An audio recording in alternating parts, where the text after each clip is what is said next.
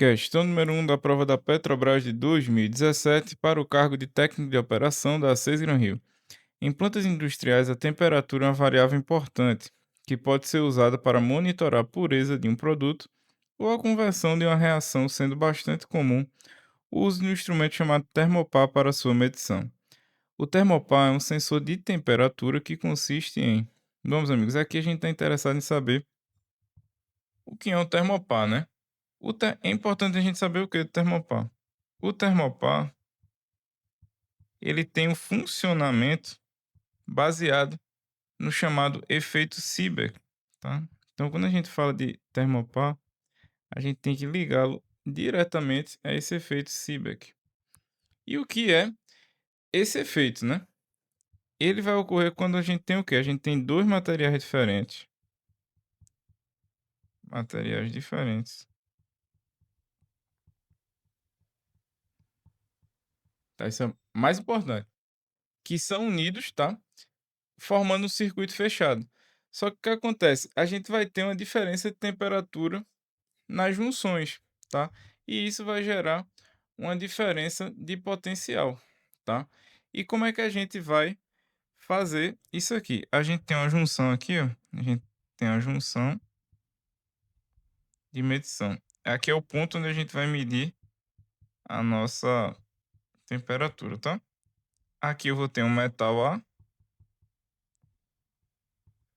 Aqui eu vou ter um metal B. E esses dois metais, eles vão ser conectados aqui ao que a gente chama de junção de referência. Isso aqui é a minha junção de referência, que é onde é feito basicamente muitas contas. Aqui ela está na temperatura que a gente sabe qual é tudo organizado. Junção de referência. Dessa junção vão sair dois cabos aqui. Fazer aqui. E esses cabos vão estar acoplados em um voltímetro. E esse voltímetro, ele vai ler uma diferença de potencial, tá? E dessa diferença de potencial, a gente vai saber a temperatura. E é assim o funcionamento básico de um termopar, tá? Lembrando que os termopais, eles podem ser de vários tipos, tá? Eles podem, a depender do material que tá. Ele pode ser RSB, quando a gente está lidando com um termopar de metal nobre, ou KJNET, quando a gente está olhando para caracterizar, né, o termopar de metal base. E a gente ainda tem aqueles termopares que não são definidos por letras, tá? E então, voltando agora para nossa questão, né? O que seria esse termopar, né? Então vamos lá. Letra A, tem um composto de dois materiais heterogêneos. Não, não é um composto. A gente tem o quê? Tem dois metais diferentes, tá? A e B. Um circuito de dois metais heterogêneos, ou seja, diferentes, unidos em sua extremidade. Perfeito. Tá aqui nossa resposta, a letra B. Mas vamos ver aqui as outras letras. Uma combinação sinterizada de material cerâmico. Não, a gente tem aqui basicamente dois metais, tá? Vidro, não. Não é vidro, são metais. E resistência elétrica de metais puros também não. Sempre é bom lembrar o quê? Termopar está ligado a esse efeito Seebeck, que uma diferença de temperatura gera uma diferença potencial. E ele é formado por dois materiais, dois metais, né? Diferentes. Então, por isso que nossa resposta é a letra B. Questão número 2 da prova da Petrobras de 2018 para o cargo de engenheiro mecânico da ACES Gran Rio. Um determinado voltímetro tem fundo de escala de 10 volts e classe de exatidão mais ou menos 1%. Para esse instrumento, o erro máximo em volt é de... Essa questão é bem tranquila, tá? É só uma formulazinha. Quando a gente quer saber o erro máximo em relação ao fundo de escala, tá? Importante. Erro máximo para o fundo de escala. Fundo de escala vai ser assim, ó. Erro do fundo, eu vou chamar erro de F, tá? Vai ser essa classe de exatidão aqui dele, mais ou menos 1%. Então vai ficar 0,01 vezes o fundo de escala. O fundo de escala dele é de quanto? De 10 volts. Então, esse erro de fundo aí de escala vai ser de 0,1 volt, que é a nossa resposta aqui, meus amigos, letra D. Questão número 3 da prova da Transpetro de 2023 para o cargo de manutenção mecânica da Sesgran Rio. Na imagem abaixo é mostrado um medidor de vazão. Trata-se de um medidor de vazão do tipo... Bom, meus amigos, aqui, pelas características dele, a gente já pode dizer qual é. Mas vamos dar só uma olhadinha em dois principalmente, que é o de Bocal, tá? E o Venturi. Eles são os mais conhecidos e muito provavelmente mais importantes para as nossas provas, tá? O medidor de Bocal, tá? Como é que ele é? A gente vai ter a tubulação da gente e vai ter uma restrição aqui. E só vai ter uma leve diminuição para cá e depois nossa tubulação volta normal, tá? Não é desse jeito aqui como é na nossa figura. E o nosso tubo de Venturi, né? Tão conhecido na nossa mecânica dos fluidos, ele é um bocal convergente divergente. Ou seja, ele vai fazer isso aqui: converge, diverge. E aí a gente vai ter as duas tomadas de pressão, tá? Lembrando que aqui a pressão nessas áreas aqui maiores, que a pressão tem de ser um pouquinho maior, né? Se eu chamar aqui de P1 e aqui de P2, P1 vai ser maior do que P2, tá? Pela equação de Bernoulli. Considerando não ter perda de carga, a gente vê isso bem mais fácil, tá? Mas no nosso caso aqui, o que a gente tem, na verdade, é a chamada placa de orifício, tá? Essa placa de orifício, ela é muito simples, tá? Então, tem um orifício nela e a gente consegue calcular essa vazão sabendo justamente essa diferença de pressão. Por quê? Porque a gente sabe que a vazão, o V ponto ou o Q, que a gente preferir, ele vai ser proporcional à raiz quadrada da queda de pressão dentro dessa nossa placa de orifício, tá? Então, sabendo essa diferença de pressão da entrada e da saída, a gente vai saber estimar a vazão na nossa tubulação. Só que tem uma coisa muito importante. Essa placa de orifício, ela causa uma grande perda de carga, então a instalação dela tem que ser algo muito bem planejado, tá certo? Então é justamente por isso que esse instrumento aqui é uma placa de orifício e nossa resposta é a letra E. Questão número 4 da prova da Petrobras de 2018 para o cargo de engenheiro de equipamentos elétricos da Sesgran Rio. Os instrumentos industriais realizam sua leitura de uma variável do processo utilizando os elementos de medição. Assim, para medir a pressão em determinada malha de processo, utilizam-se os elementos mecânicos de medição direta, que podem ser do tipo. Então, meus amigos, a gente tem que ver os elementos de medição direta, tá bom? E o que é a medição direta, né? A medição direta é quando o resultado vem diretamente dos dados experimentais, tá? Ou seja, a gente vai obter o valor da grandeza que a gente deseja por meio de uma comparação direta com um padrão ou algum instrumento graduado. Já quando a gente fala de medição indireta, o resultado do que a gente está medindo, ele é feito por meio de medições de uma grandeza que possui relação com a nossa grandeza alvo, tá? No caso da medição de pressão, o que é que a gente vai ter, tá? Vamos lá, a gente vai ter alguns elementos que são os mecânicos e os elásticos. Então vamos começar pelos mecânicos, que é o nosso interesse. Então a gente tem os elementos mecânicos, tá? De medição direta, lembrando disso. Nesse caso aqui, a gente vai ter dois que são muito importantes. A gente tem o manômetro em U, manômetro em U, tá? Com o tubo em U, tá? Ou manômetro inclinado e o inclinado. A gente tem esses dois. A gente vai lá já ver quanto tá a cota e ver a pressão tranquilamente. E a gente também tem os elementos elásticos, que vão ser quais? A gente vai ter o diafragma, tá? E esse diafragma vai fazer o quê? Ele vai deformar quando tiver uma pressão, e essa deformação vai ter uma medida que vai ser correlacionada com a pressão, tá? A gente tem o Foley, que vai ser basicamente igual ao diafragma, tá? Ele tem uma ou mais camadas flexíveis que vão se expandir ou se contrair à medida que a gente aumenta ou diminui a pressão. E o movimento desse Foley vai ser convertido em uma leitura de pressão. E além disso, a gente ainda tem aqui o tubo de Bourdon, que aí pode ser ou o Bourdon do tipo C ou do tipo helicoidal, tá? Só que a gente está falando dos elementos de medição direta. Nesse caso aqui, quem vai nos dar essa medição direta da variável que a gente quer são justamente os manômetros de tubo em um. Todos os outros a gente tem uma medição indireta, porque a gente tem que ver uma deformação e associar a, a variável aqui, no caso da pressão. Tá? Por isso, meus amigos, nossa resposta é a letra E. Questão número 5 da prova da Petrobras de 2018 para o cargo de engenheiro mecânico da Gran Rio. Qual o instrumento capaz de medir vazão de líquidos em uma tubulação? E aqui a gente tem todas as nossas opções. Então vamos ver o que cada um mede, né? Na letra A a gente tem rotâmetro. O rotâmetro justamente é a nossa resposta, tá? Ele vai servir para medir vazão em tubulações, tá? Vazão em tubulações. Letra B, a gente tem o higrômetro.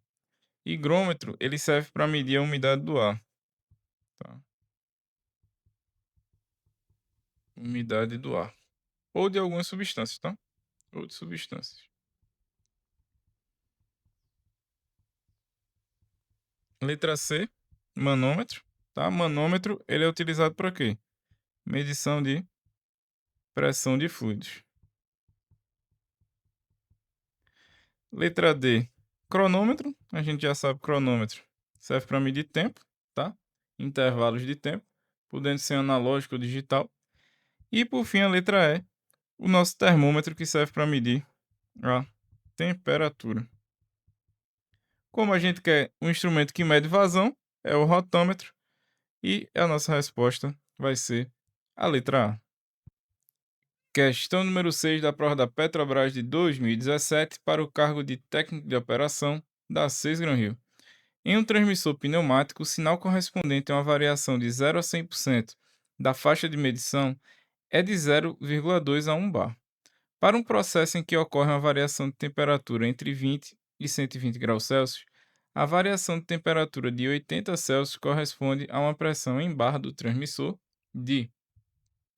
Bom, meus amigos, o que é que a gente vai ter que fazer? Vamos colocar as escalas de variação de temperatura e de pressão lado a lado, tá? Então vamos lá. Isso aqui vai ser bem parecido com quando a gente está mudando as escalas de termômetro, Celsius, Fahrenheit, Celsius, Kelvin, tá? Então a gente aqui vai ter o ΔT, tá? Que é a variação de temperatura, e a nossa pressão aqui, né? Em bar, tá? Veja, a nossa pressão ela vai variar de 0,2 a 1 bar. E a temperatura do nosso processo, tá? O ΔT, né, na verdade, do nosso processo é de 20 a 120 Celsius. Então significa o quê?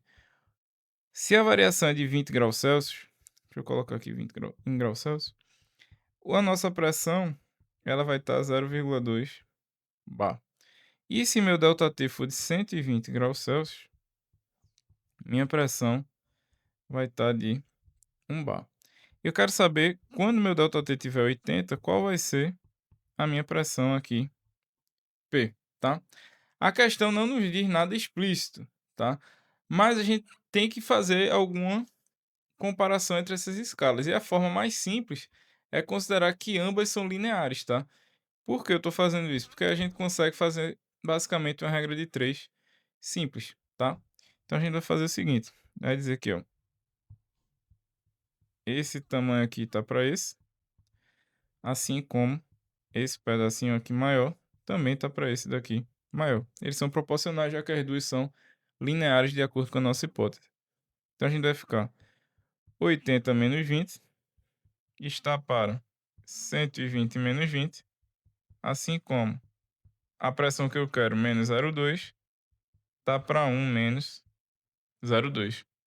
Então a gente vai ficar 60 sobre 100 igual P menos 0,2 sobre 0,8. Então P menos 0,2 vai ser igual a 0,6 vezes 0,8, tá? Isso aqui a gente sabe, ó, é 0,48. Então, a pressão, quando o ΔT for 80 graus Celsius, vai ser de 0,68 bar, que é a nossa resposta à letra D. Questão número 7 da prova da Petrobras de 2017 para o cargo de técnico em operação da Sesgran Rio. O controle de um determinado processo industrial exige o monitoramento de um pequeno intervalo de temperaturas. Para isto, foi construído um termômetro com uma escala linear X. Nessa escala, 0 grau X corresponde a 20 Celsius e 100 graus X corresponde a 20,5 graus Celsius. O valor em grau X correspondente a 20,150 graus Celsius é de... Bom, meus amigos, aqui a gente está diante de duas escalas lineares, tá? E a gente vai fazer basicamente uma regra de 3 para comparar as duas, tá? Então vamos colocar uma ao lado da outra, tá? A gente tem aqui os graus X, né? E aqui a gente tem graus Celsius, tá? A gente sabe o quê? Quando no X é 0, no Celsius é 20. 20,000. Vamos colocar todas as decimais aqui, tá? E quando no X for 100, o Celsius é 20,500. E agora eu quero saber qual a temperatura, vou chamar também de X, tá? Quando no Celsius for 20,150, tá? Novamente, escala linear a gente usa a regra de 3, tá? As coisas são proporcionais, ou seja, esse tamanho aqui é proporcional a esse menor e esse maior aqui também é proporcional a esse maior. Então a gente vai escrever o seguinte: x menos 0 está para 100 menos 0, assim como 20,150 menos 20 está para 20,500 menos 20, tá? Então a gente vai ficar x sobre 100 igual 0,150 sobre 0,5 ou 0,500, tá? E a gente vai encontrar aqui esse x de 30,0, que no caso, grau X, e a nossa resposta, a letra D. Questão número 8 da prova da Petrobras de 2014 para o cargo de suprimento de bens e serviços da Sesgran Rio. Os manômetros são dispositivos utilizados para medir e indicar a pressão manométrica local de um fluido em linhas fluidas. São exemplos de manômetro de líquido e manômetro elástico, respectivamente. Só cuidado aqui na ordem, tá? É líquido e depois elástico, tá bom? Então vamos aí relembrar os tipos de manômetros, tá? Esses são importantes a gente saber.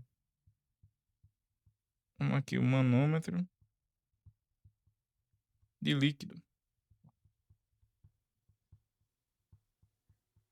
A gente tem dois aqui que a gente tem que sempre estar na nossa conosco. Um é o tubo em U, tá?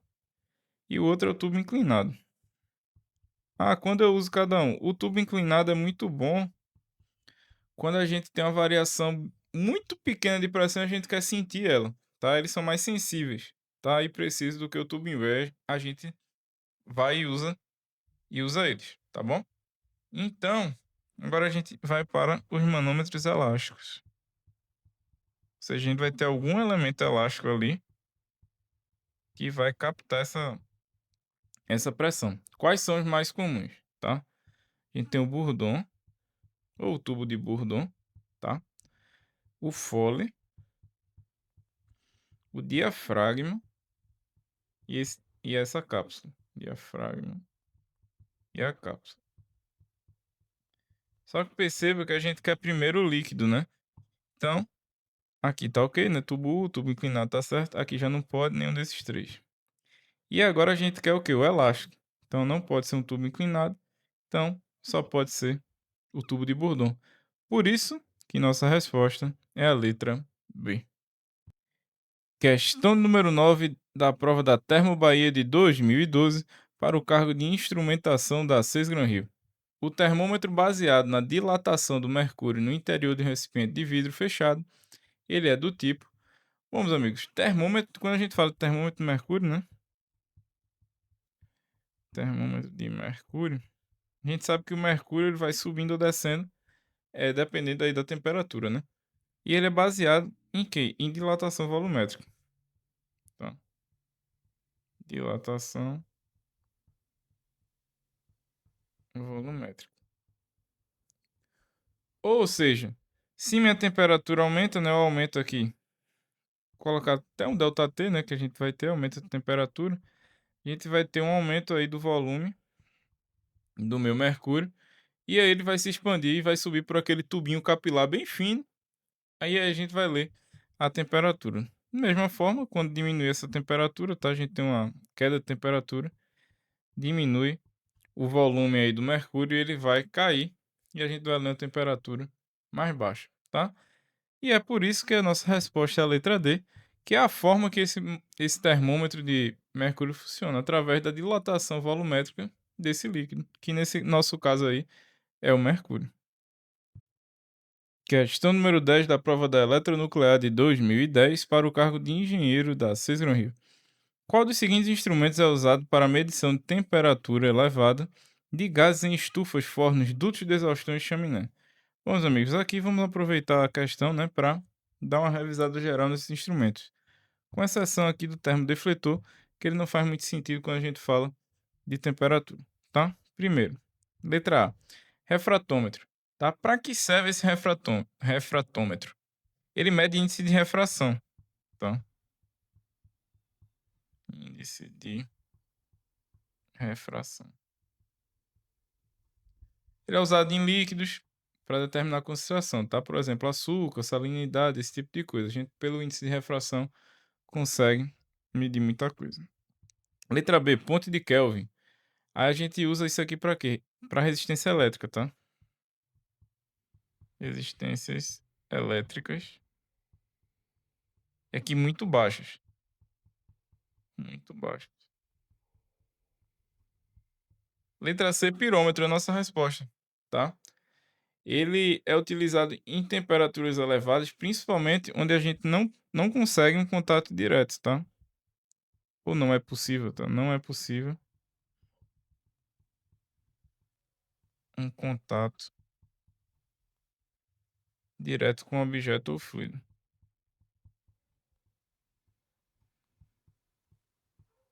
Por questão realmente de alta temperatura ou por ser muito perigoso, tá? E aí ele realmente é muito utilizado em gases chaminé, do de exaustão ou superfícies que estão incandescentes, tá? Muitos desses equipamentos, esses pirômetros, eles funcionam baseado de radiação térmica, tá? Pela radiação térmica, que é emitida por esses corpos quentes, e aí a gente consegue fazer essa medição sem ser necessário esse contato. E por fim, na letra D, a gente tem o etilômetro. O etilômetro, ele mede concentração de álcool, tá? Concentração de álcool, normalmente no ar que a gente espera. Muito também conhecido como o famoso bafômetro, tá? E é por isso que a nossa resposta aqui, que a gente quer medir temperatura elevada nesses locais aqui de acesso muito restrito, a gente vai utilizar um pirômetro, que é a letra C.